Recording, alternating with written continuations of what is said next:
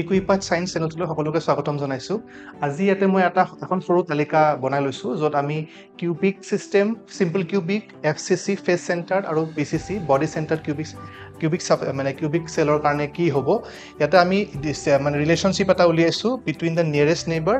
বা ৰেডিয়াছৰ কথাটো যদি কম আমি ৰেডিয়াছ distance between the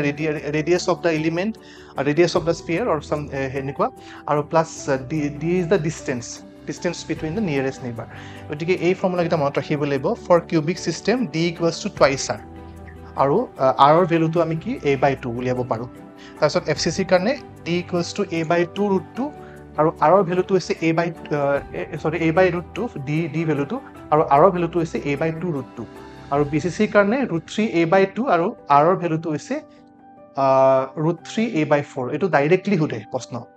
গতিকে এনেকুৱা এখন তালিকা বনাই যদি তোমালোকে লিখি থোৱা এবাৰ দুবাৰ লিখি চালে মনত থাকি যাব গতিকে এইকেইটা বহুত ইম্পৰ্টেন্ট ফৰ্মুলা সেইকাৰণে এইকেইটা ফৰ্মুলা মই ডিসকাস কৰিছো so that you can easily remember সুধে nearest neighbor or distance সুধে what is the value of d for FCC what is the value of r for BCC